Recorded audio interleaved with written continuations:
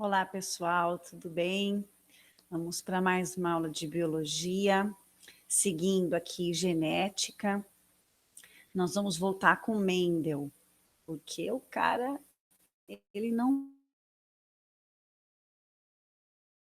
a transmissão de uma característica por vez, né? Ele não... ele tem uma outra sacada, ele falou, bom, eu já sei como funciona a transmissão de uma característica de dois progenitores para os seus descendentes, não é isso? E aí ele teve uma dúvida, ele falou, mas o que será que acontece? Será que existe alguma dependência, alguma relação das características entre si? Será que se eu refizer aqui o mesmo experimento que eu venho fazendo com ervilhas, né? Mas agora eu vou considerar, eu vou observar, eu vou anotar, né, calcular duas características de uma vez só, no mesmo experimento. Será que eu vou obter sempre resultados que demonstrem alguma correlação entre as características? Será que os genes... Ele não sabia genes, ele falava fatores. Será que os fatores dentro, né, dos seres vivos, que a gente sabe que estão dentro das células e que são os genes, será que esses fatores, eles estão ligados, eles se dependem? Então, o que que ele fez? Montei aqui slides facinho, facinho, gente. Tranquilo, ó. Ah, tá aqui já. Olha, essa é a segunda lei de Mendel que nós vamos conhecer agora. O que que vai acontecer? Ele pegou uma ervilha pura. O que que é puro, professora? Que ele é homozigoto para aquela característica. Só que ele pegou uma amarela e lisa. Então, por várias gerações, ele deve ter só cruzado amarelas e lisas. A amarela e lisa, a mesma ervilha. Combinado? Combinado. Então, a gente sabe, por ela ter essas duas características aqui, amarela e lisa, por várias gerações, a gente sabe que nesse momento, dado momento, ele já é uma ervilha pura, de linhagem pura. O que que é homozigoto pura? Vezão, vezão. E o errão, errão. Homozigoto para cor, homozigoto para textura. Beleza, ele cruzou com quem, professora? Com uma outra planta que ele também deixou chegar num ponto de várias reproduções da mesma autopolinização até você ter uma espécie pura, ou seja, homozigota. Para quais características? Agora ele observou duas. Ele forçou a linhagem pura, homozigótica, para a cor verde, rugosa. Vzinho, Vzinho é o verde, Rzinho quer dizer que carrega os dois fatores ou genes para rugosa, texturizada, tá? Quando ele pega o pólen de um e poliniza na outra planta, ou seja, ele pegou o pólen, é um gameta, e põe na outra florzinha que tem um óvulo, então ele usa gameta com gameta. Quem produziu o gameta? Como que essas plantas de cima produziram os gametas? Da mesma forma que os ovários femininos e os testículos masculinos da espécie humana produzem gameta. A partir da meiose. Então, aconteceu meiose e produziu pólen, meiose e produziu um óvulo, célula óvulo. Com a fecundação, com a polinização de ambos, a gente vai ter o cruzamento aqui. Agora, olha que legal, na hora de escrever gameta. Esse papai, que aqui não está claro quem foi o doador do pólen, tá? Esse daqui, que é o amarelo ali, nós estamos olhando para duas características. Tem centenas de características nesse ser vivo, nessa planta ervilha. Nós estamos observando duas, cor e textura da ervilha. Vamos ver? Ué, só tem vezão e só tem errão. Então, lembra quando tinham os dois cromossomos homólogos? Eles não se separam na meiose 1, os homólogos, que têm os genes alelos, se separam já na primeira divisão na meiose 1. E quando isso acontece, e depois na meiose, cada célula gerou 4 gametas, que a gente pegou um gameta, ele vai ter um gene Vzão e um errão. Você olha aqui em cima. Ele só tem Vzão e ele só tem errão. Então, ele só tem esse tipo de gameta para produzir, tá? E aqui, a ervilha verde rugosa, professora, a verde rugosa também só tem Vzinho e só tem errinho. Então, independente de essa planta produzir milhares, é isso, milhares, então vai todos serem iguais também, Vzinho, errinho. Então, você coloca aqui, ó, todos os genes. Não, desculpa, nós estamos aqui ainda. O que eles vão cruzar? Esse com esse. E aí você escreve junto as letras, ó. Vzão vai juntar com Vzinho e errão vai juntar com errinho. Tudo bem? Então você tem Vzão, Vzinho, errão, só tem F1, todo mundo vai ser Vzão, Vzinho, errão, errinho. Porque só tinha essa combinação aqui de gameta. E ele falou assim: peraí, olha o que eu vou fazer agora. Eu vou cruzar dois irmãos, duas plantas irmãs dessa geração F1. F1 com F1. F1 com F1. Olha o que vai acontecer.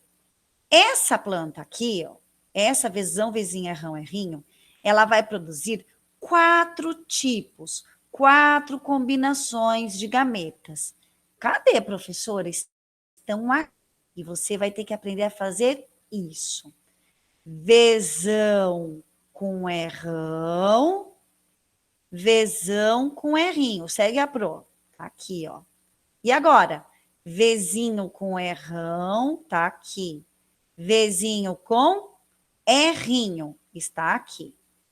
De novo, professora, reja essa última parte. Eu peguei esse progenitor F1, que é duplamente heterozigoto, e vamos pensar quais são os tipos de gametas que ele pode produzir. Aqui é Vzão com errão. Está aqui, eu escrevo na primeira linha da primeira coluna. Vzão com errinho, escreveu na primeira coluna, Vzão com errinho. Segunda linha. Vzinho com errão, escreveu onde esse Vzinho com errão? Primeira coluna, terceira linha, tá aqui, Vzinho com errão. Vzinho com errinho, é aqui, ó, primeira coluna, quarta linha. E agora, aqui na primeiríssima linha, virão os gametas possíveis desse outro F1. São iguais, gente. Se esse é igual a esse, então todos esses 4 gametas são iguais a esses 4 gametas. Mas tem que escrever para você fazer o jogo da velha, para você fazer a combinação genética possível. Vai escrever Vzão, errão, Vzão, errinho, Vzinho, errão, Vzinho, errinho.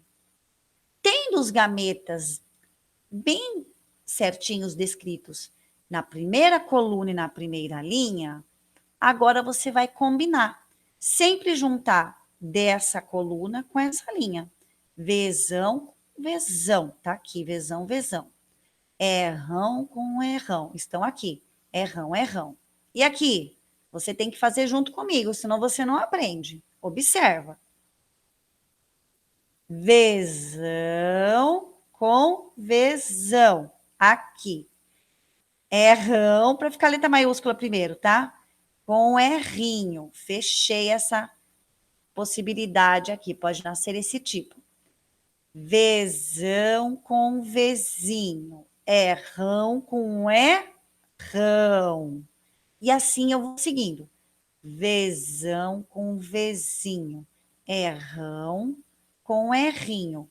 Faz isso em todas as células da sua tabela. E aí, o que você vai ter? Opa, volta aqui. O que a gente vai ter? A gente vai ter que podem nascer ervilhas amarelas lisas, podem nascer amarelas rugosas, podem nascer verdes, porém lisas, e podem ainda nascer verdes e rugosas. Você descobriu isso? Professora, eu descobri? Sim! Você soube escrever os genótipos, combinar os gametas,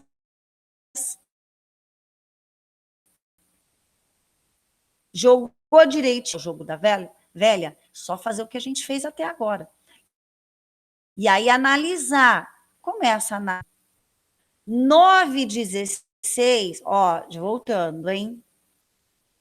Quantos quadradinhos a gente tem aqui? É fácil. 4 vezes 4, pois é, 16. Então, se eu for agora contabilizar os resultados em fração, todos são 16 avos, porque são o total de 16. 9 deles, a possibilidade, amarelo lisas, a maior possibilidade. É óbvio, gente, amarelo é a dominante, lisa é dominante. A gente sabe, pela lógica. O dominante, ele vai aparecer quando ele está em homozigose e ele vai aparecer mesmo em heterozigose, mesmo que tiver um gene recessivo, vai nascer com a característica dominante. E pode nascer 3 16avos amarelo rugosas, 3 16avos verde lisas e 1 16avos verde rugosas. Os resultados é só contar quantos quadradinhos deu vezão, errão, errão. Quantos deu vezão, errão, errinho, ou errinho, errinho, nesse caso aqui. Quantos deu vezinho e pelo menos um errão na parada, sendo errão, errão, ou errão, errinho, vai ser lisa. E sendo vezinho, errinho, errinho, é a minoria. Por quê? Porque as duas características estão recessivas. É uma combinação mais 16 possibilidade. E esses números, ele fez várias vezes esses experimentos, outras duas características também. Ele falou, olha, uma coisa é certa, essas proporções 9 para 3, para 3, para 1, sempre são fixas, sempre 9 indivíduos.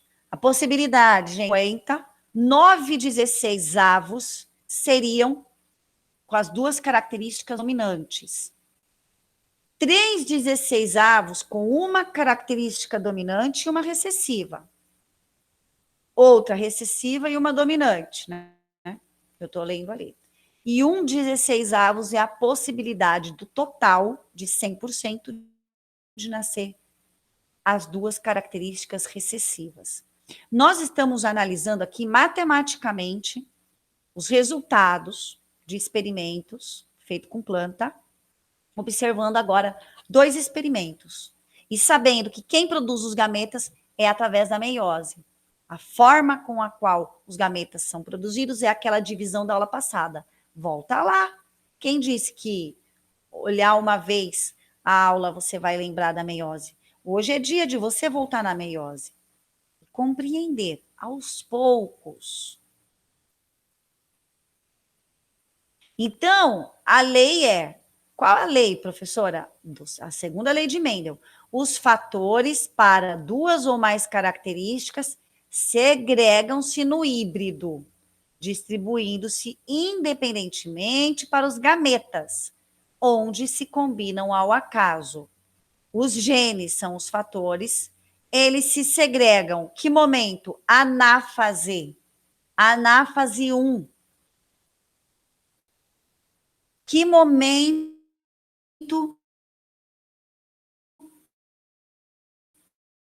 que os genes alelos, lá na célula, na meiose, cis-homólogo. Quando é que os cromossomos homólogos se separam, separando o Vzão do Vzão, vinho do Vzinho?